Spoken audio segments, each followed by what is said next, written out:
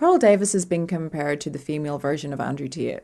How does it make sense? I'd say that's an insult to Andrew Tate. At least Andrew Tate has some level of intelligence. I have a genius IQ. This thing's at the below end of average intelligence. Duh. Let's talk about it.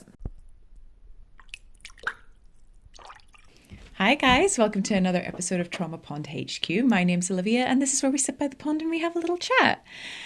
And today, I spent a long time on this topic and it is hard to deal with.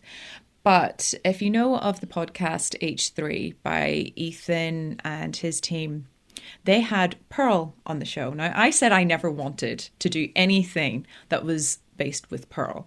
But as a person who is a big advocate for mental health and for certain topics that inflict pain on either side, it doesn't matter what side you're on, whether you're a far leftist, a far rightist, if you're in the patriarchy or you're a feminist, I don't give a damn. I'm on neither side. I sit on the middle and it's just me watching how much havoc can actually be created between each side. There's a lot of things that Pearl, she's known for being more patriarchal. She says that she's an equalist. She's not, because being an equalist means that you have to take the side of women sometimes, and she doesn't agree with that at all. Whereas I am an equalist. I believe that everyone should have the right to exist in society and coexist together and make ideas work together for the better of humanity. Unfortunately, I don't believe that that will ever happen. So I watched this entire thing, 3 hours and 22 minutes of this interview, and a lot of it was very hard to listen to. That being said, I am going to put trigger warnings now because there are certain things in this topic that I will be talking about, and I just want to be aware for you. Everything here is spoken on for entertainment, but there are going to be certain topics that will be addressed that some viewers might find disturbing. There's harmful things that she says about women and there's harmful things she says about men. So I feel sick. Also, if you are enjoying these podcasts, please like, subscribe, share, comment, ring the notification bell. It really does help for every time that I get more people to see this and hopefully spread more awareness for people who don't actually meet the bar, like Pearl. All right, guys, let's have a little look at this interview between Ethan and Pearl.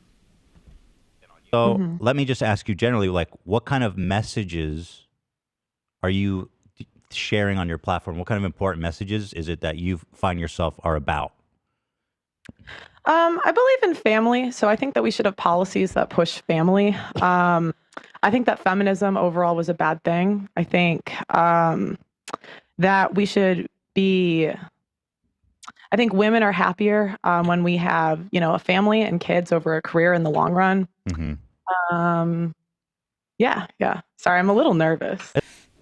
Yeah. Okay. So this is something that I partially agree with, partially don't agree with. Look, if you are a woman who wants to have a career, you're not going to have the best family dynamic.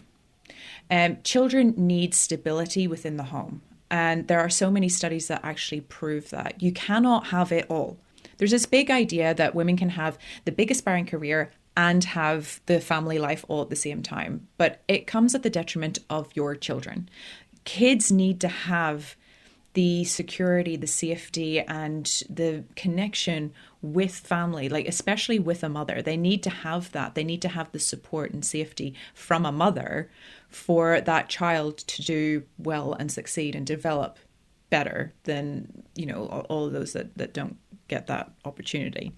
I'd love to know what your idea is for policies, because that would mean women would not be allowed to be in the workplace. That's your idea.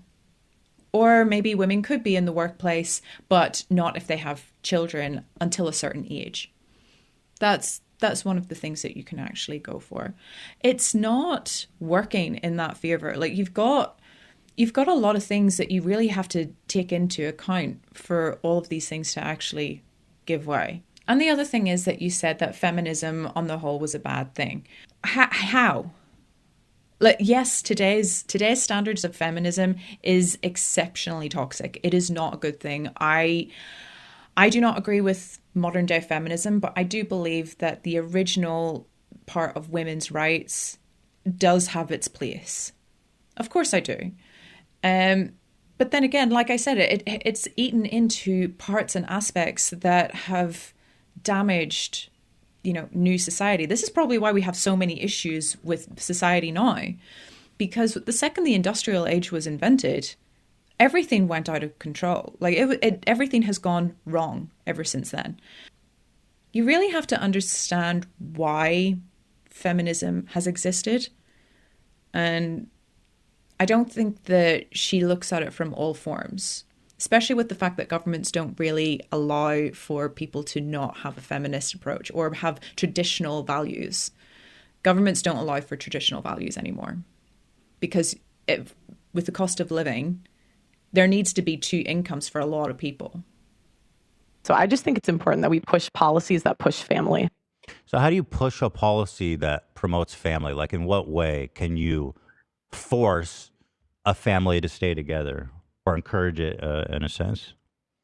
Well, I think you first have to get rid of incentives that incentivize like women to leave families. So, for example, child support, alimony, I'm not really a fan of those. If there's a divorce, I think we should ban divorce too. Yeah, I think that should be banned. Yes. Okay, well, that's a little bit silly. You have to acknowledge that. Okay, I'm going to... Oh, man. Oh, God. Okay. As a person who was married at the age of 25, by the age of 28, no, how old was I? I was 27, 20. I was 27 when I got married. By 30, I was separated. So, and that wasn't me filing for divorce, by the way. That was him. Because I cheated. Although he gave me no reason to not cheat. Because he wasn't a good caregiver or supplier or anything like that. And women do need both. The reason why people get divorced or the reason why marriages go through turmoil is because a lot of people go into marriages without the full concept of their full history and traumas and things like that, or understanding what has actually happened in their life that has gotten them to the point that they have decided to be with that person and stay with that person. My husband fell out of love with me weeks after we got married. There's a whole story to that, but you feel it. Whenever somebody stops having feelings for you, you do feel that. You can feel that they're not the same. And although I knew that my husband had fallen out of love with me, I did everything I could to try and be the best wife I could possibly be. He did FLIFO, and every single time he came back, I would make sure he loved fresh sheets. There would be fresh sheets on the bed. He would have beers in the fridge. He would have a beautiful home-cooked meal. I made sure I was being a good wife, and the house was clean, everything. I made sure I was a good wife for my husband. Wasn't enough. I said, let's go out for dates. Let's do this. Let's do that. That wasn't enough. He didn't want to spend time with me. I understood that. I gave him his space. I told him, right, if you don't want to be with me, go and be with your friends. Still not enough. You can't make someone fall in love with you when they don't love you anymore. I don't know what the tipping point is. Maybe it's the fact that marriage does do something. The idea of I've just signed my life away is something that causes a massive rift in men and women once they've finally settled. I don't know what it is. And you can't bring a kid into that environment either. The last thing kids need to see is an unloved partnership, because then they will think that that's the norm. They will think that that's okay. And that's not okay. Of course, it does work better for the kid if they do stay together, but it doesn't necessarily mean that it's a good thing. It's a little bit silly. You have to acknowledge that, right? No. So banning divorce means that when you decide to get married, you are not allowed by the government to leave your significant other in any situation? I just think that if you want to leave, you just shouldn't get married. So that's just my opinion. Right, but like in the real world, that kind of simplistic. And there's like exceptions to this, but I would just say in general, for most cases, we could talk about exceptions, but like the rule. Well, the exceptions are the important part, because I've heard you say that a lot when you're talking about things. Like I said, I didn't file for divorce and I worked very hard to actually keep the marriage going, but not enough. That was nothing was good enough for him. So I'm very glad that it didn't work out. Can you imagine him being a dad? Ugh. Actually, this is a person who couldn't even commit to a dog. The guy that I was with, he couldn't even commit to a dog. He gave away my dog, well, our dog, but I wanted to keep her so badly, he gave her away. And he had also given away a previous dog as well, because there were certain circumstances in that, but he chose that it was his dog that was going to go, even though the scenario was it was going to be other people and it was his dog that had to go. So this is a person that can give up very easily. And I didn't know that at the time. If you can give up on a pet, you can't have kids and you can't be with someone. You're just going to give up very easily. Because if you're saying you're not allowed to get divorced, so we're talking about like, what if the relationship is physically abusive? Mm-hmm. Yeah, I think if it's physically, this is the problem though. All right.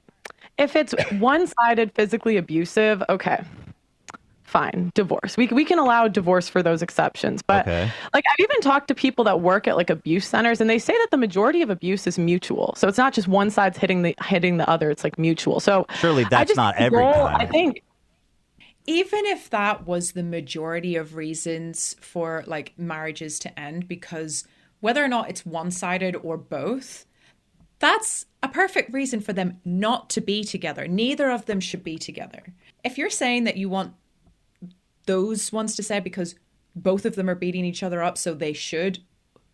If we're talking about man and women here, that man's going to win every single time. There is no such thing as a woman being able to outbeat a man. There's no such thing. They're too strong. Idiot. She's an actual idiot. And then on top of that, if you have kids in that environment, you think that that's okay? Are kids allowed to be in that? Like I said, I've already watched this. She doesn't actually say anything about that. Kids should never be in an aggressive, abusive environment where either mom is hitting dad or dad is hitting mom. Kids should not be there at all. And even if it's both of them going at it, you think kids are supposed to be involved in that? Absolutely not. No. Not allowed to happen. No. In 2014, family violence was the cause of 25% of divorces. So I don't think it's fair to characterize that as some kind of like super fringe example of why people get divorced. Well, but you also have to look if there's incentive structures in place where there's a lot of false accusations in family court. And a lot of people don't know this, that family court is actually it's not based off of evidence. It's based off a balance of probabilities. Sorry, I don't want to move on quite yet. I want to stick on the topic of not allowing people to divorce. So you're saying that you do want to allow people to divorce, then you don't really believe that? No, I would say ban divorce. Okay, because you just said you would allow an exception in the case of abuse. I said one-sided abuse exception, sure. Okay, so how do you prove the one? So then you don't believe in forced divorce, or ban divorce. Fine. Yeah. Ban divorce except for one-sided abuse. Okay, sure. Except for one-sided abuse. Pearl's an idiot. That the woman or man. Well, was on the, I think you have to press charges in criminal court, not family court.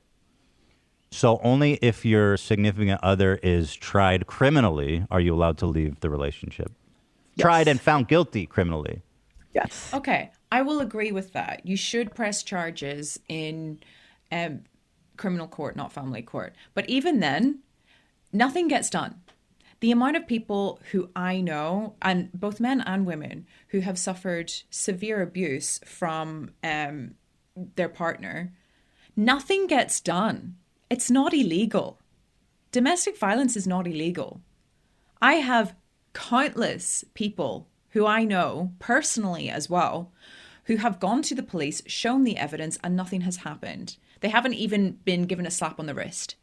There's some people who I know who have put their partner into within an inch of their life and not done anything. Nothing has happened to them, even with charges pressed. I am also a person who, like, shamefully, this is, and I shouldn't be ashamed of this. I really shouldn't be ashamed of this. But there's no point. Literally, there is no point.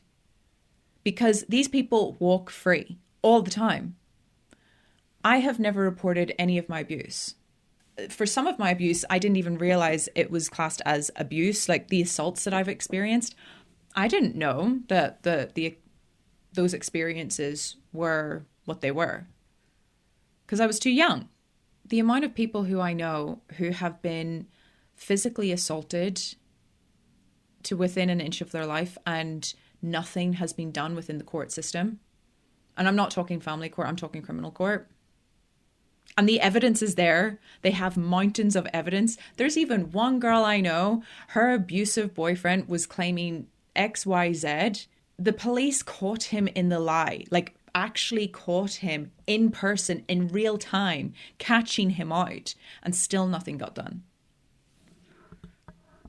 It was incredible. I couldn't believe my ears when I learned that. So, yeah. Domestic violence is not illegal. So it doesn't matter if it goes through family court or criminal court, it's not illegal. I don't think that's real. I think that's like a really odd way to describe dating. It's just like men are nice guys and women are. I just think it just seems very cartoonish. Like we're talking about real world stuff, and it's just you can't. I just think men don't expect like women to reproduce more with felons than non-felons. Like I think that's a surprise. Women reproduce more with felons. Mm-hmm. Violent non-felons. Yeah. I mean, like, think about it. Like, Ted Bundy. Hold on. Why? Why is that? Why do violent felons have more children? Could it be the fact that it's because they're violent? Do you think that might have a little something to do with it? Because violent felons, if we're looking at that, they're also violent towards women and they will either coerce them into having kids or force them to have children. So, like, you're not really looking at the narrative as to why that has happened. Why are these women having children with violent felons? A lot of it maybe, yes, potentially, the reason why they have kids with these violent people is because they're trapped in that relationship. And it doesn't have anything to do with the fact that these people come across in a way that they are protective. They're not. Violent people are not protective for anything other than their own well-being. But most likely the reason why these violent felons are having so many kids is because it's forced. Because they're violent. And who's to say we know exactly where that violence stands? You know, how many of those sexual assault charges have resulted in people having kids? Can you elaborate on the type of felon that is? And can you look into the history of the women that have had to have these children with these violent felons? Can you do a little bit more digging? Stop being an idiot. You need to delve in deeper than that. You can't put the onus on women for having these kids whenever men are the one that are dropping their pants for it and forcing entry. Be a little bit smarter, Pearl, God's sake. But I just remember violent felons have more children than non-violent felons. And so there's men who are looking at that and they're pissed. Yeah, you know what? A lot of men would look at that and they would be pissed. Imagine if these are good guys that want to have a good, meaningful relationship with women and they can't because violent men are taking over. It's not a flex, and it's not all women's fault in that, and it's not men's fault for not being there. If there is one thing that I am actually noticing, it's that men are no longer being protectors anymore. That is the biggest degrade that is happening. We have these Andrew Tates and these fresh and fit guys that say, I'm allowed to do whatever I want and have as many women as I want, and I'm allowed to try and be successful in any way I can. And as a woman, you do by me. It's like, but what are you doing to protect us? You're not doing anything. There are more men in dresses that are able to fight for their right, then you are actually going to protect women. I want to have some protection from these men. I want you men to start standing up and go against this horrific narrative that is harming women and children, and you're not doing it. I'm all for being there for you. I am definitely always going to fight for them and be better, try and be a better person for them. But what are you doing for us other than going round having sex, making the money, but what, you can't protect us? We need protection. We don't just need to be provided for. We can do that ourselves. And that shows. Well, I think the reasoning is because women want a guy that can like protect her, basically. A felon? Yeah. That's a weird. Why do you think Ted Bundy had like love letters?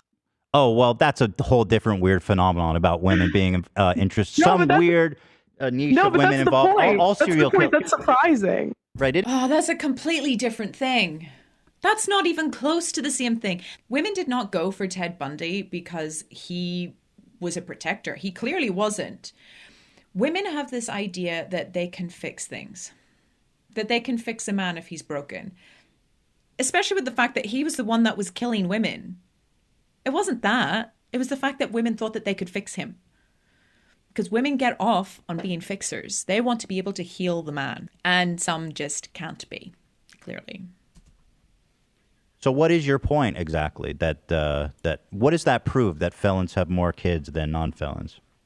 That a lot of times women pick the bad boys, I mean, that's pretty much it. Of having more kids. With, a guy that's a violent felon, you don't think? Okay. Women pick bad boys because of trauma. If there has been a certain amount of trauma in a person's life, they get attracted to chaos. This is why therapy is important. You need to start understanding things and why you're attracted to certain people. If you're attracted to chaos, there's a reason for that. And it's because you've been exposed to chaos in childhood. There's been many studies that show this. I'm a walking example of it myself. I'm very, very lucky that I have got the help that I've needed. But I tell you this right now, the hardest thing that I've ever done, and I am a person that used to push my body to the absolute max and cause damage to myself because of the amount of physical fitness that I had done, and also like mess up my hormones and everything. The hardest thing I've ever done was go through therapy.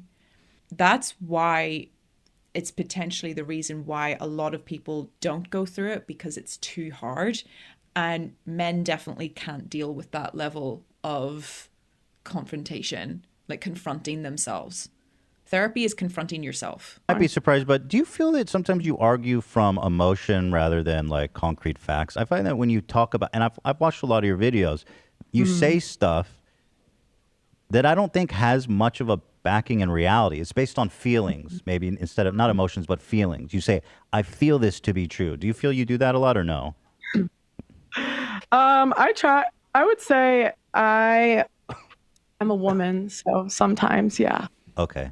Interesting defense. So if women are so emotional, do you think it's bad faith in terms of an argument to argue from feelings and to present feelings as facts? Do you think that's a bad faith way to argue or no?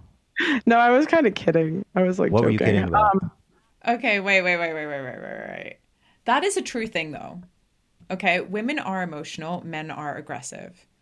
That's just the way it is. It's a DNA thing. And we can say that men are aggressive because they're emotional as well, but it doesn't seem to want to be exercised at all. Yeah, why would you say that you joked about the fact that you're a woman and that's why you're emotional? Of course. Why would you negate back on that? Are you being a hypocrite again? Like, this is so hypocritical. You can't say that the reason why you make certain points is based on facts and evidence when you're a woman and you're being emotional about those facts and evidence. And the thing is, as well, a lot of the facts that you have are just one-sided. You're not actually going in and delving into all options and different avenues to support that one particular statement. You need to do the work. That's why it's so much harder to be an equalist, because you have to go through so many different avenues to back your statement up. You can't just turn around and say, all women are whores and that's the reason why. It's like, well, how about you actually look into the reason why women are being sexually promiscuous? Why are women being manipulative? Women are manipulative because that's how we protect ourselves. Now, it's a horrible way of being, but men are aggressive. That's a horrible way of being. Men want to be fighters and be aggressive and be providers. Women want to be caregivers, but we also have to protect ourselves in certain ways. And if that means being manipulative towards protecting ourselves in certain ways, then so be it. I mean, personally, I can't do it. You can't turn around and say one thing and then negate back on it whenever it's a fact. No, I use facts to back up my arguments. Sometimes I'd say I'm wrong. Sometimes I think something and it's not correct. Okay, good. You like to be wrong. That's a good thing. I love to be wrong. But you are so aggressive in your point of view that you cannot exercise the idea that what you are portraying is actually quite harmful to both men and women. So, but I would say most of my opinions, I try to at least have a basis of fact. Yes. Okay. So what is, you say you're anti-feminism. Feminism was basically a mistake.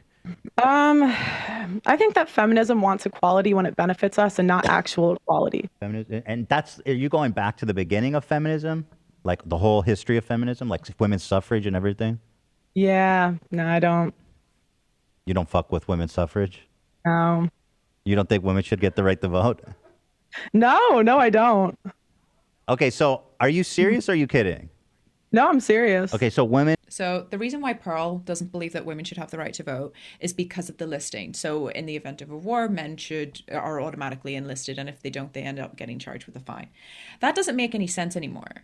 And Ethan does actually bring up all the reasons why, but here's the other thing as well. The reason why women were granted the vote after World War I was because when all the men were sent off to war, who was left? It was the women. The women were left in the countries to start all the farming, to do all the field work, to work in the industries, to keep the country running. Did you forget about that one, Pearl? When men were shipped off, women had to do all of the stuff that needed to be done. Neither side wins in that. The children suffered, the women suffered, the men suffered. Everyone suffered in that. And the fact that you're actually just trying to make out, well, you shouldn't have the right to vote because of listings. If that's your stance, then women should never be put in the workplace, if that's how you feel. But women are needed in the workplace. If women have to pay for taxes and they have to work to supply for their families, which unfortunately, this is how the governments are running things nowadays, they have to be given the right to vote because they're the ones paying for all of the stuff that the government is forcing on us. So if we have to pay for education and healthcare and police brutality or whatever it is, if we have to do all of that, then women have to have that right. They have to have that say, and they have to be able to choose the right people that are going to be put in that position of power. And unfortunately, there hasn't been good ones, especially in America. This is just absolute. That's not even equality. You're harming your own gender. It's not fair on the men either. Yes, it's not fair on them, but there are women in the military as well. And women have it so much harder in the military because not only do they have to meet the standard, which unfortunately, as a person who did actually almost get into the army, I chose not to go further because when I was getting ready to do my physical, I had done my medical, I'd done my interview process, I was getting ready to do the physical. Then the Chief General of Australia, Angus Campbell, he made it perfectly clear that any women who end up getting sexually assaulted in the army, it was their own fault if they had adhered to the 4 A's. And that's why I decided not to go, because I wasn't going to put myself in that position. And let's face it, Pearl, between you and I going into the military, who's going to get attacked first? As someone who has been attacked many times, you clearly haven't. You haven't been the victim of any sort of assault whatsoever. Otherwise, you wouldn't be saying half of these things. Then, yeah, you're just very lucky, aren't you? By the way, the 4 A's that Angus Campbell said that the onus was to be put on the woman was if they were, I'll put this in retractable order, if there was alcohol involved, if they were alone, if they were out after dark, and if they were attractive. Now, I'm not saying that I'm attractive in any shape or form, but there was no way that any of those potential options of me even trying to walk back to my dorm room, which has been the subject as to why I've been sexually assaulted before in the past, is the reason why I should experience that kind of crime. So, lucky you, Pearl. Lucky you. Mm-hmm. So why does it matter? I just don't see the point with the selective service thing. I just think it's, again, like, women want all the rights without the responsibility. What other ones? If you don't think that there's going to be a draft, then equally do what the men do. No, I think what you're saying is fair, but it's not making any sense. Sorry, just to go back for a sec. So feminists actually do they want the draft abolished. What other rights do women want? Okay, women want the right to not be a mother, but men don't have the right to not be a father. Baby. Obviously, the reason for that, right, which we both know, is that because the baby's inside the woman's body. I don't think that matters. Yeah. Should be off the table in any situation. Yes. So if a dad rapes his daughter, then she needs to give birth to that baby. You know, that's less than 1% of cases. Why do you guys always No. I'm saying let's talk about the most common thing. That's first, easy. And That's then we easy. Can, but I'm saying that's so not what's difficult about this. Right. But ultimately, what quality of life do you expect this child to have from like a 13-year-old girl who's raped by her dad? Mm-hmm. Is a lower quality life less valuable? Oh. So. I mean, personally, I'm pro-life, so I don't believe in abortion at all. But again, it's the double standard. It's like the women have a choice, but men do not have a choice. Oh, man.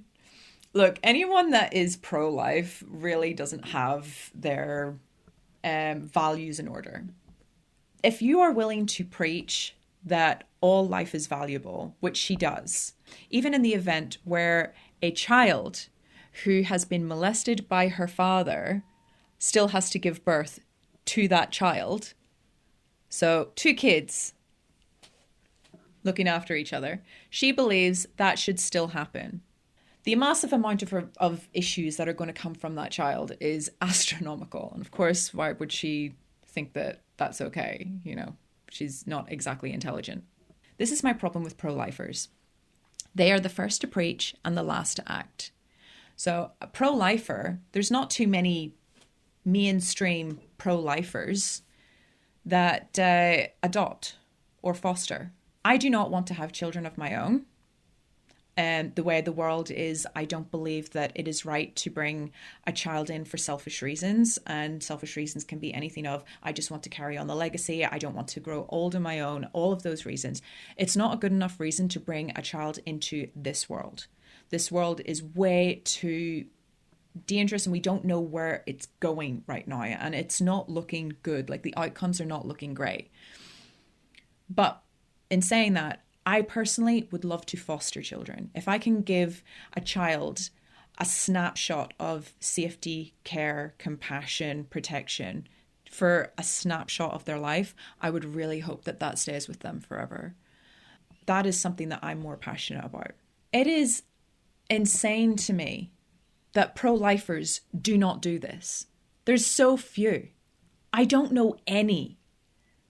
Like these ones that are the biggest preachers, how many of them actually do any of this stuff? They'll have plenty of kids of their own, but they won't do anything to protect the kids that don't have financial backings, that are born into poverty, that are born into abusive homes. You're not doing anything for them. These kids get abandoned. There's a reason why people choose to abort, and it's because some of them have gotten pregnant from bad circumstances. And a lot of them also, another topic that is not being discussed in this, a lot of women get abortions because the second that they find out that they're pregnant, the man runs. And they know that they can't provide that life. And then you're demanding that that woman brings up a child on her own with nothing to support them. And you think that's okay? You want to have a good quality of life for a kid, and yet you can't do something to help those kids? Take your head out of your ass. So let's talk about fairness. You know what I mean? Is it fair to the little girl that she was forcibly impregnated by her dad? Right, but is it fair? Is it fair to the child? Okay, so who's Like, that's like, we could talk about a 13-year-old fairness. is a child, by the way. Know. She's 13. She is a child. Yeah, and I agree, and I think that's horrible, and I think there should be the death penalty for rapists. But yeah, I'm sorry, like, I don't believe in abortion. Women have a choice, but men do not have a choice. Sure. No, I see that there is a sense to that which is unfair. Mm-hmm. Although there are a lot of single moms, as you pointed out. Yeah, that are on child support. You know, not all, but you know. Well, men have the choice in the sense that they can just wear a condom. Right. If they don't want to be a father. Yeah, right. But women have the choice to go on birth control. Okay. Women have the choice ultimately, to take Plan B. Women have the choice to get an abortion. Women have the choice to, you know, take the morning after pill. Women have the choice. You've like IUD. There's a million pills. right, but those will have to do with pregnancy. But I'm saying if and a man women also can require men to put on condoms or not put on condoms. I'm sorry. Say that again. Oh, she's so infuriating. Look, she hasn't exercised all of those options either of what men and women have done. Yeah, there are women out there that choose to trap men into, you know, getting all of the benefits from, you know, men and from government. There is actually a thing in biology where men can procreate as many times as they want. There are certain guys that want to, in quotes, spread their seed as much as they can. It's pretty gross. So, no, I'm not letting that one slide. Yes, women have got plenty of options of birth control. The birth control is absolutely horrific. I have been on birth control myself. And the thing is as well, the thing that made her go viral is the fact that she pointed out women are choosing to go on birth control. It's like, whenever I was first put on birth control, it had nothing to do with sex. It was to do with severe acne. I had major cystic acne. I still get cystic acne to this day. And the first thing that doctors wanted to do was put me on the pill for that. And I'll say this, it is horrible being on the pill. It is not nice. And every woman will tell you, hormone replacements for birth control they're not fun. They mess with their hormones. They mess with their body. Like, they completely change your sense of smell and taste. And it also affects your tastes in men as well. So I don't know how on earth it ends up being that women have got all of these other options. Men just have condoms and they never want to wear them either. A lot of times it's women. You're speaking to women. You're saying past 22, your value's going down. And, yes, and your message, to men, and your value on the sexual marketplace. So your value, like, that doesn't mean like your personal worth. I'd like to just clarify that. But yeah, as men get older, not like super old, but their value goes up. They're looking for younger virgins, right? That's important. And so any woman who's not... Well, historically, virginity has always been a prerequisite. Well, I'm saying the outcomes are better for women. Like, the outcomes are obviously better. We have more women on antidepressants than ever before. Let's talk about those. Antidepressants didn't exist 100 years ago. What relevance does that have on the happiness of women then and now? I mean... we're seeing them get more and more on antidepressants. Well, men are on antidepressants too. I think those are we're not talking about men. But if men and women are getting on antidepressants at the same rate, then it doesn't. Why can't we have a conversation about women without talking about the men? Because okay, this is the part that really annoyed me. For Pearl to be someone that is so like, you know, let's do more for patriarchy, all that sort of thing. She's not doing anything for men's mental health. Like, she goes against men's mental health. She doesn't address this once. She never addresses it. And this is where I'm stepping in, because it is so important. Like, mental health is so important across the whole spectrum. For you to say that men are allowed to sleep around and, you know, of course it doesn't do anything for them, but they don't have to deal with, you know, the prerequisite of it. And you're saying that men should not have to pay child support whenever they are equally involved in creating that life. But when it comes to the mental health aspect of these men, why is that not important to you? In the aspect of mental health, women are more likely to try and commit suicide. It's much higher. So like women, the aspect is that women will try to commit suicide much more than men will actually attempt to, but men are more successful in it. And there's a reason for that. It's because women do things a bit more with less violence, and men choose violence. So men are always going to choose a much more aggressive, dramatic way to end their life, whereas women choose something that there's a chance that they might survive. Why are you not concerned about men's mental health? A lot of men are on medication for mental health, but a lot of men aren't. And this is the problem. There's so many men that are struggling and they can't go and talk about it. And that's where I have a massive issue, Pearl. You cannot be an advocate for men and not address their mental health. And the worst thing is, you are friends and pally with all the ones that are toxic as hell. Like those fresh and fit guys, those whatever guys, you're big friends with them. As toxic masculinity goes, those toxic men are also hurting the non-toxic men because they don't have the same kind of messed up, screwed values that those toxic men have. They actually genuinely want to find nice women. They want to have a nice life. They want to adhere and like be protectors and providers and have a family. They want that. But then you have these toxic men that are saying you're allowed to screw around and do whatever you want. And your woman just has to stand next to you and watch you do this. Be disrespectful to her. You don't have value the more you screw around, especially if you're in a relationship. You've lost all value, credibility in that. And look, I am not one to talk. I cheated on my ex-husband. I am not proud of that. He should not have treated me the way that he treated me. Everything that Pearl says, she has a requisite for it, but she's hypocritical. You know that if there were circumstances that involved her getting married, which by the way, she says that you have to be married at a certain point. She's surpassed that point herself. She's also talking about being virginal and all that sort of thing. She's not a virgin herself. Her body count is online. It's 9 guys. You think that that makes you valuable? At least she does describe herself as a 5. I don't know what that is based on. Maybe it's the fact that she has been promiscuous. Why are you pretending to be something you're not? You're a massive, massive hypocrite, and you are causing more damage. All of those guys cause more damage. And the fact that you will not address men's mental health, they need the help the most. They're the ones that are most likely the best guys that are damaged by this narrative. And it makes me really sad.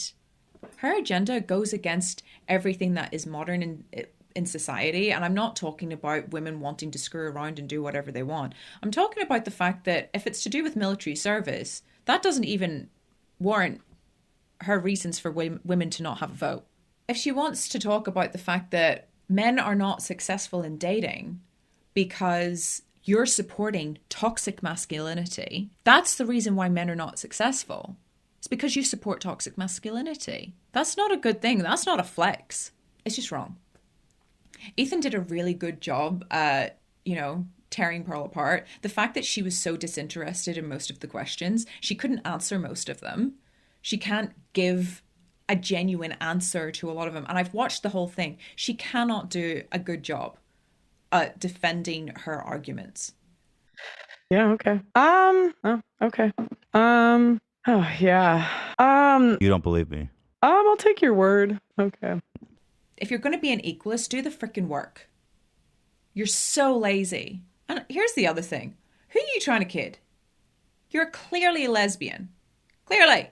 You're just an angry lesbian. And the reason why you're acting the way that you are is because you're not allowed to be lesbian because you're anti-LGBTQ. Look, there is nothing good here. Everything that she preaches, she can't do a backup. It's really detrimental. A lot of this is detrimental. A lot of it is harmful. And I really, truly hope she gets a rude awakening. I don't know what that means, but she deserves a good rude awakening so that she can actually understand the damage that she's causing. Not just to women, but to men. Stop pretending that you are something that you are not. Just say that you are patriarchal, that you're not an equalist, you're not even traditional, because if you were traditional, you wouldn't be working, and you'd be married, and you'd have kids, and you wouldn't have the aspect of divorce. You practice what you preach. Anyway, I've had enough of this thing. I'll never talk about this thing again, hopefully. I hope. Famous last words. Anyway, if you guys really enjoyed this, please like, subscribe, share, comment below. Tell me off. It doesn't matter. I will see you next time for another episode of Trauma Pond HQ. I look forward to seeing you next time, guys. Mwah. Bye.